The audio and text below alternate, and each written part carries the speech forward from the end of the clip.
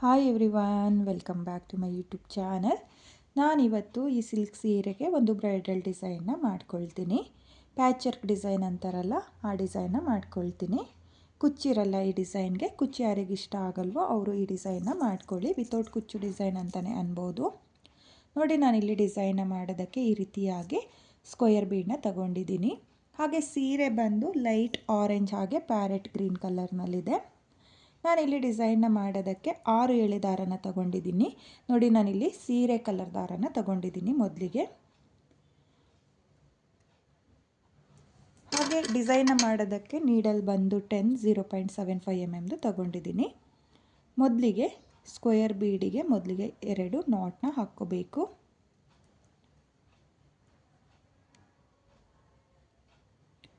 ನೋಡಿ, ಈ ರೀತಿಯಾಗಿ ಮೊದಲಿಗೆ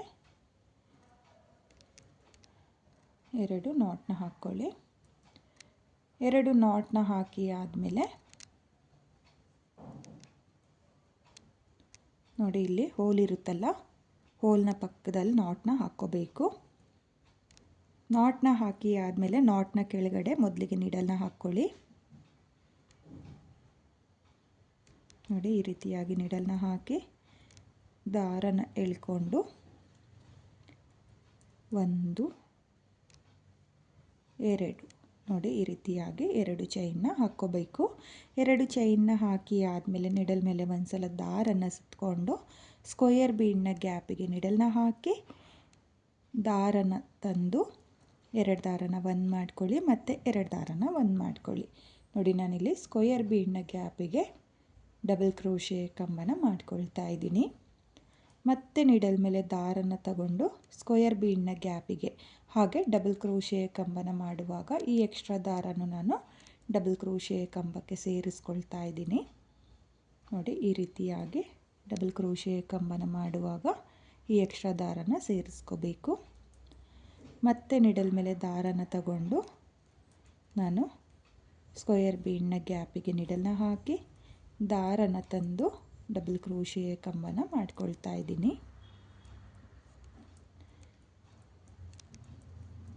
ನೋಡಿ, ಈ ರೀತಿಯಾಗಿ ನೀವು ಕೂಡ ಸ್ಟಾರ್ಟಿಂಗಲ್ಲಿ 2 ಚೈನ್ನ ಹಾಕ್ಕೊಳ್ಳಿ. 2 ಚೈನ್ನ ಹಾಕಿ ಆದಮೇಲೆ ಸ್ಕ್ವೇರ್ ಬೀಡ್ನ ಗ್ಯಾಪಿಗೆ ಡಬಲ್ ಕ್ರೋಶೆ ಕಂಬನ ಮಾಡ್ಕೋಬೇಕು. ನೋಡಿ, ಸ್ವಲ್ಪ ಡಬಲ್ ಕ್ರೋಶೆ ಕಂಬನ ಮಾಡಿ ಆದಮೇಲೆ ಈ ಎಕ್ಸ್ಟ್ರಾ ದಾರನ ಕಟ್ ಮಾಡ್ಕೊಳ್ಳಿ.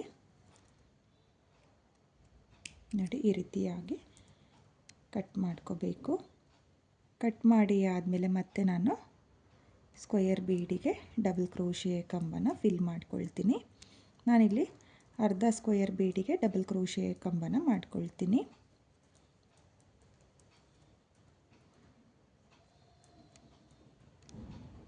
ನೋಡಿ, ನಾನು ಈ ಕಾರ್ನರಿಂದ ಈ ಕಾರ್ನರ್ವರೆಗೂ ಒಟ್ಟು 15 ಡಬಲ್ ಕ್ರೋಶೆ ಕಂಬನ ಮಾಡ್ಕೊಂಡಿದ್ದೀನಿ. ಸ್ಟಾರ್ಟಿಂಗಲ್ಲಿ 2 ಚೈನ್ನ ಏನು ಹಾಕ್ಕೊಂಡಿರ್ತೀವೋ ಅದನ್ನು ಬಿಟ್ಟು ನೀವು ಕೂಡ 15 ಡಬಲ್ ಕ್ರೋಶೆ ಕಂಬನ ಮಾಡ್ಕೊಳ್ಳಿ. 15 ಡಬಲ್ ಕ್ರೋಶೆ ಕಂಬ ಆದಮೇಲೆ 1 2 ನೋಡಿ, ಈ ರೀತಿಯಾಗಿ 2 ಚೈನ್ನ ಹಾಕಿಬಿಟ್ಟು ಈ ರೀತಿಯಾಗಿ ದಾರನ ಕಟ್ ಮಾಡಿಕೊಂಡು ಎಳ್ಕೊಂಡ್ರೆ ನಿಮಗೆ ಡಿಸೈನ್ ಬಿಚ್ಚೋಗಲ್ಲ. ನೋಡಿ, ಈ ರೀತಿಯಾಗಿ ನೀವು ಸ್ಕ್ವೇರ್ ಬೀಡಿಗೆ ಡಬಲ್ ಕ್ರೋಶೆ ಕಂಬನ ಮಾಡ್ಕೋಬೇಕು. ಹಾಗೆ ಇವಾಗ ಇದನ್ನು ಏನು ಎಕ್ಸ್ಟ್ರಾ ದಾರನ ಕಟ್ ಮಾಡಿರ್ತೀವಲ್ಲ ಅದನ್ನು ಡಿಸೈನ್ನ ಹಿಂಭಾಗದಲ್ಲಿ ಸ್ವಲ್ಪ ಗ್ಲೋನ ಹಾಕಿಬಿಟ್ಟು ಅಂಟಿಸ್ಕೊಳ್ತೀನಿ. ನೋಡಿ, ಈ ರೀತಿಯಾಗಿ ಸ್ವಲ್ಪ ಗ್ಲೋನ ಹಾಕಿಬಿಟ್ಟು ಈ ಎಕ್ಸ್ಟ್ರಾ ದಾರ ಏನಿರುತ್ತೋ ಅದನ್ನು ಡಬಲ್ ಕ್ರೋಶೆ ಕಂಬಕ್ಕೆ ಅಂಟಿಸ್ಕೋಬೇಕಾಗುತ್ತೆ. ನೋಡಿ, ನಾನಿಲ್ಲಿ ಬ್ಯಾಕ್ ಸೈಡ್ ಅಂಟಿಸ್ಕೊಳ್ತಾ ಇರೋದು. ಬ್ಯಾಕ್ ಸೈಡ್ ಅಂಟಿಸ್ಕೊಂಡು ಎಕ್ಸ್ಟ್ರಾ ದಾರನೂ ಕೂಡ ಕಟ್ ಮಾಡ್ಕೊಂಡಿದ್ದೀನಿ. ನೋಡಿ, ಈ ರೀತಿಯಾಗಿ ನೀವು ಸ್ಕ್ವೇರ್ ಬೀಡಿಗೆ 15 ಡಬಲ್ ಕ್ರೋಶೆ ಕಂಬನ ಮಾಡ್ಕೋಬೇಕು. ಹಾಗೆ ನಾನಿವಾಗ ಮತ್ತೆ ಈ ಡಬಲ್ ಕ್ರೋಶೆ ಕಂಬದ ಮೇಲೆ ಬೀಡ್ಗಳನ್ನ ಸ್ಟಿಚ್ ಮಾಡ್ಕೊಳ್ತೀನಿ. ನೋಡಿ, ನಾನಿಲ್ಲಿ ಪ್ಯಾಚ್ ವರ್ಕ್ನ ಏನು ಮಾಡ್ಕೊಂಡಿದ್ದೀನೋ ಸೇಮ್ ಕಲರ್ ದಾರ ಅಂದರೆ ಡಬಲ್ ಕ್ರೋಶೆ ಕಂಬನ ಮಾಡ್ಕೊಂಡಿರ್ತೀವಲ್ಲ ಅದೇ ಕಲರ್ ಕಾಟನ್ ಥ್ರೆಡ್ನ ತಗೋಬೇಕು. ಈ ಟೈಲರ್ ಮಿಷಿನ್ಗಳಿಗೆ ಯೂಸ್ ಮಾಡ್ತೀವಲ್ಲ ಆ ಕಾಟನ್ ಥ್ರೆಡ್ಡು. ಹಾಗೆ ಕೊನೆಯಲ್ಲಿ ಈ ರೀತಿಯಾಗಿ ನಾಟ್ನ ಕೂಡ ಹಾಕ್ಕೊಂಡಿದ್ದೀನಿ. ನೋಡಿ, ನಾರ್ಮಲ್ ಸೂಜಿಗೆ 2 ಎಳೆ ದಾರನ ಸೇರಿಸ್ಕೊಂಡಿದ್ದೀನಿ.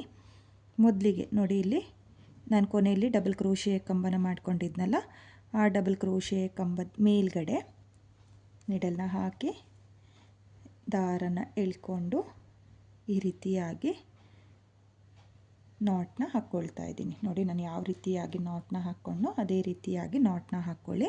ಮತ್ತೊಂದು ಸಲನೂ ನಾನು ನಾಟ್ನ ಹಾಕ್ಕೊಳ್ತೀನಿ. ನೋಡಿ ಮತ್ತೆ ಒಂದು ಸಲ ನಾಟ್ನ ಹಾಕ್ಕೊಳ್ತೀನಿ. ನೋಡಿ ಈ ರೀತಿಯಾಗಿ 2 ಸಲ ನಾಟ್ನ ಹಾಕಿ ಆದಮೇಲೆ ನಾನು ಇವಾಗ ಬೀಡನ್ನ ಸೇರಿಸ್ಕೊಳ್ತೀನಿ. ನೋಡಿ ನಾನಿಲ್ಲಿ ಸಿಲ್ವರ್ ಬೀಡನ್ನ ತಗೊಂಡಿದ್ದೀನಿ. ನೀವು ಗೋಲ್ಡ್ ಕಲರ್ ಬೀಡನ್ನು ಸಹ ಹಾಕ್ಕೋಬೋದು. ನನಗೆ ಇಲ್ಲಿ ಸ್ಕ್ವಯರ್ ಬೀಡು ಸಿಲ್ವರ್ ಕಲರಲ್ಲಿ ಸಿಗಲಿಲ್ಲ, ಹಾಗಾಗಿ ನಾನು ಗೋಲ್ಡ್ ಕಲರ್ ಸ್ಕ್ವಯರ್ ಬೀಡಿಗೆ ಡಿಸೈನ್ನ ಮಾಡ್ಕೊಂಡಿದ್ದೀನಿ. ಯಾಕಂದರೆ ಈ ಸೀರೆಯಲ್ಲಿ ಸಿಲ್ವರ್ ಕಲರ್ ಬುಟ್ಟ ಇದೆ, ಅಂದರೆ ಜರಿ ಥ್ರೆಡ್ ಇದೆ, ಹಾಗಾಗಿ ನಾನು ಸಿಲ್ವರ್ ಕಲರ್ ಬೀಡನ್ನ ಸೇರಿಸ್ಕೊಳ್ತಾ ಇದ್ದೀನಿ. ನೀವು ಗೋಲ್ಡ್ ಕಲರ್ ಜರಿ ಇರುವಂಥ ಸೀರೆಗೆ ಈ ಡಿಸೈನ್ನ ಮಾಡಬೇಕಾದ್ರೆ ನೀವು ಗೋಲ್ಡ್ ಕಲರ್ ಬೀಡನ್ನ ಸೇರಿಸ್ಕೊಳ್ಳಿ. ನೋಡಿ ಮೊದಲಿಗೆ ನಾನು 3 ಬೀಡನ್ನ ಸೇರಿಸ್ಕೊಂಡಿದ್ದೀನಿ. ಇದು ಬಂದು 3 mm ಬೀಡಾಗಿರುತ್ತೆ. ನೀವೂ ಅಷ್ಟೇ 3 mm ಬೀಡನ್ನ ಈ ರೀತಿಯಾಗಿ ಸೇರಿಸ್ಕೊಳ್ಳಿ. ನೋಡಿ ಬೀಡನ್ನ ಸೇರಿಸಿ ಆದಮೇಲೆ ನೋಡ್ಕೊಳ್ಳಿ, ಇಲ್ಲಿ ಒಂದು ಕಂಬನ ಸ್ಕಿಪ್ ಮಾಡ್ಕೊಳ್ಳಿ. 2ನೇ ಕಂಬಕ್ಕೆ ನೋಡಿ ಈ ರೀತಿಯಾಗಿ 2ನೇ ಕಂಬದ ಮೇಲ್ಗಡೆ ನಿಡಲ್ನ ಹಾಕಿ ದಾರನ ಎಳ್ಕೊಂಡು, ಅಥವಾ ಒಂದು ಸ್ವಲ್ಪ ಡಿಸ್ಟೆನ್ಸ್ ಬಿಟ್ಕೊಳ್ಳಿ. ಒಂದು ಸ್ವಲ್ಪ ಡಿಸ್ಟೆನ್ಸ್ ಬಿಟ್ಟು ನೀವು ಬೀಡನ್ನ ಸ್ಟಿಚ್ ಮಾಡ್ಕೊಳ್ಳಿ. ನೋಡಿ ಬ್ಯಾಕ್ ಸೈಡಿಂದ ನಾನು ಫ್ರಂಟ್ ಸೈಡಿಗೆ ಈ ರೀತಿಯಾಗಿ ದಾರನ ಎಳ್ಕೊಂಡಿದ್ದೀನಿ. ಎಳ್ಕೊಂಡಾದಮೇಲೆ 3ನೇ ಬೀಡಿಗೆ ನೋಡಿ ಈ ಬೀಡಿಗೆ ಮತ್ತೆ ನಿಡಲ್ನ ಹಾಕಿ ಈ ರೀತಿಯಾಗಿ ಎಳ್ಕೋಬೇಕು. ನೋಡಿ ಇದು ಟ್ರಯಾಂಗಲ್ ಶೇಪ್ನಲ್ಲಿ ನಿಮಗೆ ಬರುತ್ತೆ, ಕಾಣಿಸ್ತಾ ಇದೆ ಅಲ್ವಾ? ನೋಡಿ ಈ ರೀತಿಯಾಗಿ ಟ್ರಯಾಂಗಲ್ ಶೇಪ್ನಲ್ಲಿ ನೀವು ಬೀಡ್ಗಳನ್ನ ಸ್ಟಿಚ್ ಮಾಡ್ಕೋಬೇಕಾಗುತ್ತೆ. ಸ್ಟಾರ್ಟಿಂಗಲ್ಲಿ 3 ಬೀಡನ್ನ ಸೇರಿಸ್ಕೊಳ್ಳಿ. ಇವಾಗ ನಾನು 2 ಬೀಡನ್ನ ಮಾತ್ರ ಸೇರಿಸ್ಕೊಳ್ತಾ ಇದ್ದೀನಿ. ನೋಡಿ 2 ಬೀಡನ್ನ ಸೇರಿಸ್ಕೊಂಡು ಸ್ವಲ್ಪ ಡಿಸ್ಟೆನ್ಸ್ ಬಿಟ್ಕೊಳ್ಳಿ, ಅಥವಾ ನೀವು ಒಂದು ಕಂಬನ ಸ್ಕಿಪ್ ಮಾಡಿಬಿಟ್ಟು ನೆಕ್ಸ್ಟ್ ಕಂಬದ ಮೇಲ್ಗಡೆ ಕೂಡ ಸ್ಟಿಚ್ ಮಾಡ್ಕೋಬೋದು. ನೋಡಿ 2 ಬೀಡನ್ನ ಬ್ಯಾಕ್ ಸೈಡಿಂದ ಸೂಜಿನ ಹಾಕಿ ಈ ರೀತಿಯಾಗಿ ಎಳ್ಕೊಂಡಿದ್ದೀನಿ. ಇವಾಗ ಮತ್ತೆ ಬೀಡಿಂದ ಈ ರೀತಿಯಾಗಿ ದಾರನ ಎಳ್ಕೊಳ್ತಾ ಇದ್ದೀನಿ. ನೋಡಿ ಸ್ಟಾರ್ಟಿಂಗಲ್ಲಿ 3 ಬೀಡ್ ಸೇರಿಸ್ಕೊಂಡಿದ್ದೀನಿ, ಆಮೇಲಿಂದ ನಾನು 2 ಬೀಡನ್ನ ಸೇರಿಸ್ಕೊಳ್ತಾ ಇದ್ದೀನಿ. ನೋಡಿ 2 ಬೀಡನ್ನ ಸೇರಿಸ್ಕೊಳ್ಳಿ. 2 ಬೀಡನ್ನ ಸೇರಿಸಿ ಆದಮೇಲೆ ಸ್ವಲ್ಪ ಡಿಸ್ಟೆನ್ಸ್ ಬಿಟ್ಟು, ಅಂದರೆ ಒಂದು ಪಾಯಿಂಟ್ ಗ್ಯಾಪ್ನ ಬಿಟ್ಟು ನೆಕ್ಸ್ಟ್ ಪಾಯಿಂಟ್ ಗ್ಯಾಪಿಗೆ ನೀವು ಈ ರೀತಿಯಾಗಿ ಬೀಡನ್ನ ಸ್ಟಿಚ್ ಮಾಡ್ಕೋಬೇಕು. ನೋಡಿ ಮತ್ತೆ ಬೀಡಿಂದ ನೀಡಲ್ನ ಈ ರೀತಿಯಾಗಿ ಪಾಸ್ ಮಾಡ್ಕೊಳ್ತಾ ಇದ್ದೀನಿ. ಮತ್ತು 2 ಬೀಡನ್ನ ಸೇರಿಸ್ಕೊಂಡು ಸೇಮ್ ಸ್ವಲ್ಪ ಗ್ಯಾಪ್ನ ಬಿಟ್ಟು ನಾನು ಬೀಡನ್ನ ಸ್ಟಿಚ್ ಮಾಡ್ಕೊಳ್ತಾ ಇದ್ದೀನಿ. ನೀವೂ ಕೂಡ ಇದೇ ರೀತಿಯಾಗಿ ಬೀಡನ್ನ ಸ್ಟಿಚ್ ಮಾಡ್ಕೊಳ್ಳಿ. ಈಸಿ ಇದೆ, ಬಿಗಿನರ್ಸು ಈ ಡಿಸೈನ ತುಂಬಾ ಈಸಿಯಾಗಿ ಮಾಡ್ಕೋಬೋದು, ಕಷ್ಟ ಏನಿಲ್ಲ. ಹಾಗೆ ನಾನಿಲ್ಲಿ ಸ್ಕ್ವಯರ್ ಬೀಡಿಗೆ 15 ಡಬಲ್ ಕ್ರೋಶೆ ಕಂಬನ ಮಾಡ್ಕೊಂಡಿದ್ದೀನಿ. ಬೇಕು ಅಂದರೆ ನೀವು ಜಾಸ್ತಿ ಕಮ್ಮಿನೂ ಕೂಡ ಮಾಡ್ಕೋಬೋದು. ನೋಡಿ ಮತ್ತೆ ಬೀಡನ್ನ ಸೇರಿಸ್ಕೊಂಡು ನಾನಿಲ್ಲಿ ಸ್ಟಿಚ್ ಮಾಡ್ಕೊಳ್ತಾ ಹೋಗ್ತೀನಿ. ನೋಡಿ ನಾನಿಲ್ಲಿ ಈ ರೀತಿಯಾಗಿ ಸ್ಟಿಚ್ ಮಾಡ್ಕೊಂಡಿದ್ದೀನಿ. ಕೊನೆಯಲ್ಲಿ ನೋಡಿ ಇಲ್ಲಿ 2 ಚೈನ್ನ ಹಾಕ್ಕೊಂಡಿದ್ನಲ್ಲ ಸ್ಟಾರ್ಟಿಂಗಲ್ಲಿ, ಅಲ್ಲಿಗೂ ಈ ರೀತಿಯಾಗಿ ಬೀಡನ್ನ ಸ್ಟಿಚ್ ಮಾಡ್ಕೊಳ್ತಾ ಇದ್ದೀನಿ. ನೋಡಿ ಈ ರೀತಿಯಾಗಿ ಸ್ಟಿಚ್ ಮಾಡಿ ಆದಮೇಲೆ ಬ್ಯಾಕ್ ಸೈಡಿಂದ ಮತ್ತೆ ಒಂದು ಸಲ ಫ್ರಂಟ್ ಸೈಡಿಗೆ ಈ ರೀತಿಯಾಗಿ ದಾರನ ಟರ್ನ್ ಮಾಡಿಕೊಂಡು ನಾನು ನಾಟ್ನ ಹಾಕ್ಕೊಳ್ತಾ ಇದ್ದೀನಿ. ಯಾಕಂದರೆ ಬೀಡು ಬಿಚ್ಚೋಗಬಾರ್ದು ಅಂಥೇಳ್ಬಿಟ್ಟು. ನೋಡಿ ಈ ರೀತಿಯಾಗಿ ಬ್ಯಾಕ್ ಸೈಡಲ್ಲಿ ನೀವು ಈ ರೀತಿಯಾಗಿ 2 ನಾಟ್ನ ಹಾಕ್ಕೋಬೇಕು. ನೋಡಿ 2 ಸಲ ನಾಟ್ನ ಹಾಕ್ಕೊಂಡ್ರೆ ನಿಮಗೆ ಡಿಸೈನ್ ಬಿಚ್ಚೋಗಲ್ಲ, ಇಲ್ಲ ಅಂದರೆ ಬಿಚ್ಚೋಗೋ ಚಾನ್ಸಸ್ ಇರುತ್ತೆ. 1-2ರಿಂದ 3 ಸಲ ನಾಟ್ನ ಹಾಕ್ಕೊಳ್ಳಿ. ನಾಟ್ನ ಹಾಕಿ ಆದಮೇಲೆ ಎಕ್ಸ್ಟ್ರಾ ದಾರನ ಈ ರೀತಿಯಾಗಿ ಕಟ್ ಮಾಡಿಕೊಂಡು ಮತ್ತೆ ಸ್ವಲ್ಪ ಗ್ಲೋನ ಹಾಕಿಬಿಟ್ಟು ಈ ರೀತಿಯಾಗಿ ಅಂಟಿಸ್ಕೊಳ್ತಾ ಇದ್ದೀನಿ. ಯಾಕಂದರೆ ಬಿಚ್ಚೋಗಬಾರ್ದು ಅಂಥೇಳ್ಬಿಟ್ಟು ಗ್ಲೋನ ಹಾಕ್ಕೊಳ್ತಾ ಇದ್ದೀನಿ. ನೋಡಿ ಈ ರೀತಿಯಾಗಿ ಅಂಟಿಸ್ಕೊಂಡು ನಾನು ಪ್ಯಾಚ್ ವರ್ಕ್ನ ರೆಡಿ ಮಾಡ್ಕೊಂಡಿದ್ದೀನಿ. ನೀವು ನೋಡ್ತಾ ಇರ್ಬೋದು ಈ ರೀತಿಯಾಗಿ ಬಂದಿದೆ. ಒಟ್ಟು ನನಗೆ ಫಸ್ಟ್ ಲೇಯರಲ್ಲಿ 9 ಬೀಡ್ ಬಂದಿದೆ, ಸೆಕೆಂಡ್ ಲೇಯರಲ್ಲಿ 8 ಬೀಡ್ ಬಂದಿದೆ. ಯಾಕಂದರೆ ನಾನು ಸ್ವಲ್ಪ ಡಿಸ್ಟೆನ್ಸ್ ಬಿಟ್ಟು ಬೀಡನ್ನ ಸ್ಟಿಚ್ ಮಾಡ್ಕೊಂಡಿರೋದ್ರಿಂದ ಈ ರೀತಿಯಾಗಿ ಬೀಡ್ ಬಂದಿದೆ. ನೀವು ಒಂದು ಕಂಬನ ಸ್ಕಿಪ್ ಮಾಡಿ ಒಂದು ಕಂಬನಕ್ಕೆ ಬೀಡನ್ನ ಹಾಕ್ಕೊಳ್ತೀನಿ ಅಂದರೆ ಕಡಿಮೆ ಜಾಸ್ತಿನೂ ಕೂಡ ಬರ್ಬೋದು.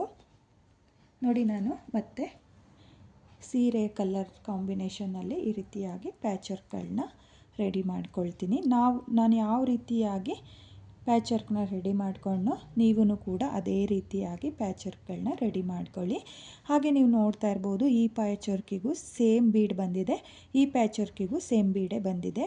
ಕೌಂಟಿಂಗ್ಸ್ ಡಿಪೆಂಡ್ ಆಗುತ್ತೆ ಫ್ರೆಂಡ್ಸ್. ನಾನಿಲ್ಲಿ 15 ಡಬಲ್ ಕ್ರೋಶಿಯ ಕಂಬನ ಮಾಡ್ಕೊಂಡಿದ್ದೀನಿ. ಈ ಬೀಡಿಗೂ 15 ಡಬಲ್ ಕ್ರೋಶಿಯ ಕಂಬನೇ ಮಾಡ್ಕೊಂಡಿದ್ದೀನಿ. ನೋಡಿ, ನೀವೂ ಕೂಡ ಈ ರೀತಿಯಾಗಿ ಡಬಲ್ ಕ್ರೋಶಿಯ ಕಂಬನ ಮಾಡಿಕೊಂಡು ಬೀಡ್ಗಳನ್ನ ಸ್ಟಿಚ್ ಮಾಡ್ಕೊಳ್ಳಿ.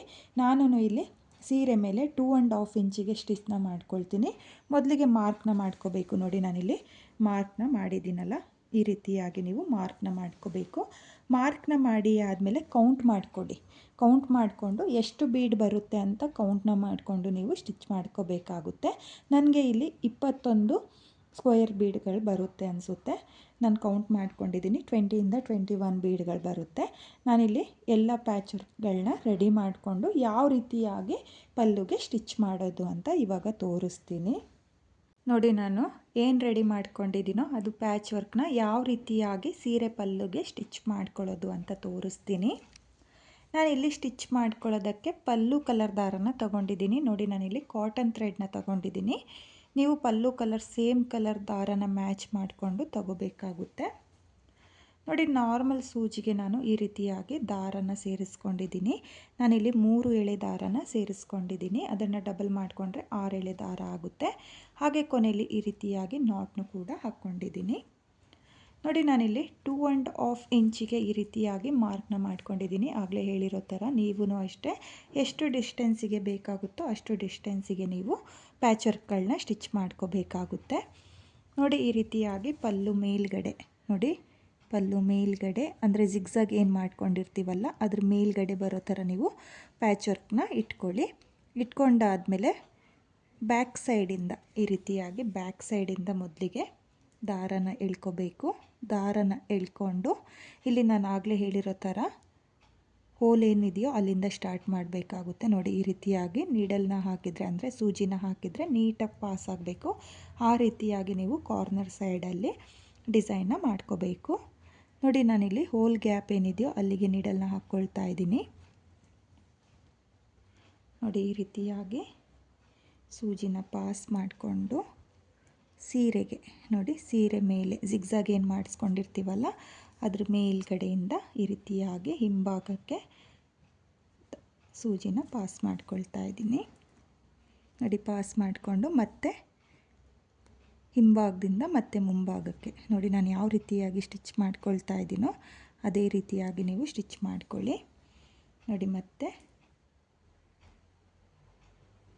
ಬೀಡ್ನ ಹೋಲಿಂದ ಅಂದರೆ ಹೋಲ್ ಗ್ಯಾಪ್ ಏನಿರುತ್ತೋ ಅಲ್ಲಿಂದ ಸೂಜಿನ ಪಾಸ್ ಮಾಡ್ಕೊಳ್ತಾ ಇದ್ದೀನಿ. ನೋಡಿ, ಸೂಜಿನ ಪಾಸ್ ಮಾಡಿಕೊಂಡು ಈ ರೀತಿಯಾಗಿ ಎಳ್ಕೋಬೇಕು. ಎಳ್ಕೊಂಡಾದಮೇಲೆ ಮತ್ತೆ ಸೀರೆಗೆ ಸ್ಟಿಚ್ ಮಾಡ್ಕೋಬೇಕು. ನೋಡಿ, ಈ ರೀತಿಯಾಗಿ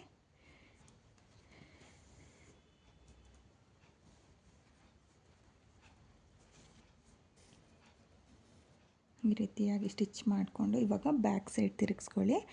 ಬ್ಯಾಕ್ ಸೈಡಲ್ಲಿ ಒಂದು ಸಲ ನಾಟ್ನ ಹಾಕ್ಕೊಳ್ಳಿ. ನೋಡಿ, ಈ ರೀತಿಯಾಗಿ ಜಿಗ್ಜಾಗ್ನ ಒಳಗಡೆಯಿಂದ ಸೂಜಿನ ಎಳ್ಕೊಂಡು ಈ ರೀತಿಯಾಗಿ ದಾರದಿಂದ ಮತ್ತೆ ಸೂಜಿನ ಎಳ್ಕೊಂಡ್ರೆ ನಿಮಗೆ ನಾಟ್ ಆಗುತ್ತೆ. ನೋಡಿ, ಈ ರೀತಿಯಾಗಿ ನಾಟ್ನ ಹಾಕಿ ಆದಮೇಲೆ ಜಿಗ್ಜಾಗ್ನ ಒಳಭಾಗದಿಂದ ನೋಡಿ ಈ ರೀತಿಯಾಗಿ ನಾನು ಯಾವ ರೀತಿಯಾಗಿ ಸೂಜಿನ ಸೇರಿಸ್ಕೊಳ್ತಾ ಇದ್ದೀನೋ ಈ ರೀತಿಯಾಗಿ ಜಿಗ್ಜಾಗ್ನ ಒಳಗಿಂದ ಅಂದರೆ ಈ ಕಾರ್ನರ್ಗೆ ಬರೋ ಥರ ನೀವು ಸೂಜಿನ ಈ ರೀತಿಯಾಗಿ ಪಾಸ್ ಮಾಡ್ಕೋಬೇಕು. ಯಾಕಂದರೆ ದಾರ ಕಾಣಿಸ್ಬಾರ್ದು ಅಂತೇಳ್ಬಿಟ್ಟು ನಾನು ಈ ರೀತಿಯಾಗಿ ಜಿಗ್ಜಾಗ್ನ ಒಳಗಡೆಯಿಂದ ಸೂಜಿನ ಪಾಸ್ ಮಾಡ್ಕೊಂಡಿದ್ದೀನಿ. ಪಾಸ್ ಮಾಡಿ ಆದಮೇಲೆ ಮತ್ತೆ ಹಿಂಭಾಗದಿಂದ ಮುಂಭಾಗಕ್ಕೆ ಸೂಜಿನ ತೆಕ್ಕೊಳ್ಳಿ. ನೋಡಿ, ಈ ರೀತಿಯಾಗಿ ತೆಕ್ಕೊಂಡು ಈ ಕಾರ್ನರ್ನು ಕೂಡ ನಾನು ಸ್ಟಿಚ್ ಮಾಡ್ಕೊಳ್ತೀನಿ. ನೋಡಿ, ಇವಾಗ ಏನು ಹೋಲ್ ಗ್ಯಾಪ್ ಇರುತ್ತೋ ಆ ಹೋಲ್ ಗ್ಯಾಪಿಂದ ಈ ರೀತಿಯಾಗಿ ಸೂಜಿನ ಪಾಸ್ ಮಾಡಿಕೊಂಡು